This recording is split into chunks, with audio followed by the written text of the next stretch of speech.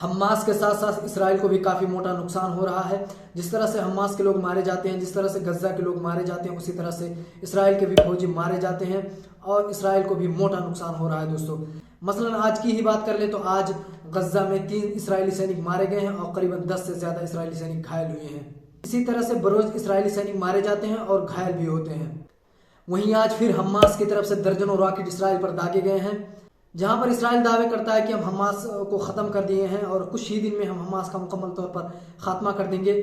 वहीं बरोज इसराइल की तरफ रॉकेट दागे जाते हैं और इससे पता चलता है कि इसराइल के दावे झूठे हैं और हमास अभी जिंदा है और डटकर इसराइल का सामना कर रहा है। वहीं गज्जा का हाल बेहाल है। एक तरफ से इसराइल लगातार गज्जा के ऊपर बमबारी करता है और दूसरी तरफ ठंड की वजह से उन लोगों का और बुरा हाल है।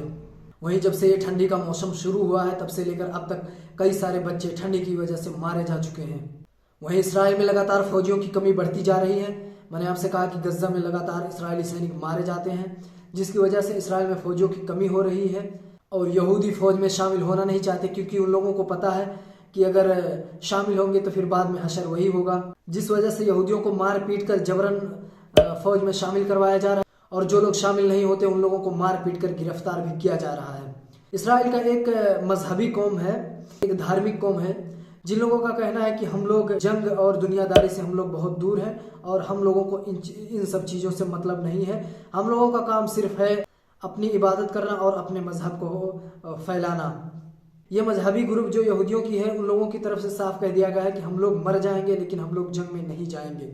जिसके बाद इसराइल में इन लोगों को मार पीट कर गिरफ्तार किया जा रहा है। वहीं इसराइल लगातार गज्जा के ऊपर बमबारी करके मासूमों को मार रहा है। जंगबंदी के हवाले से इसराइल की तरफ से कहा गया था कि हमास हमारी कैदियों की लिस्ट जारी करे कि हमास के पास अभी हमारे कितने कैदी जिंदा हैं। जिसके बाद हमास ने वो लिस्ट भी जारी किया है, जिसमें करीबन 100 से ज़्यादा इसराइली कैदी अभी हमास के पास सुरक्षित जिंदा हैं।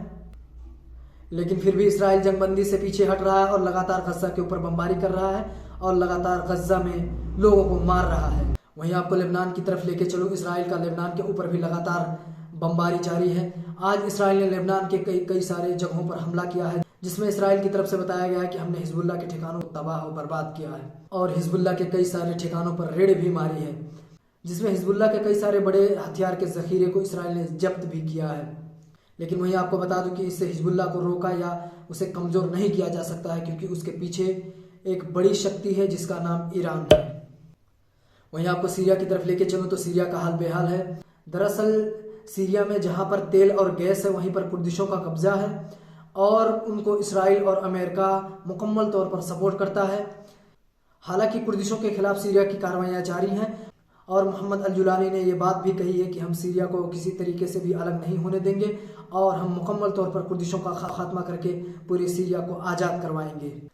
दोस्तों, एक और बड़ी खबर का पुतिन ने खुलासा किया है।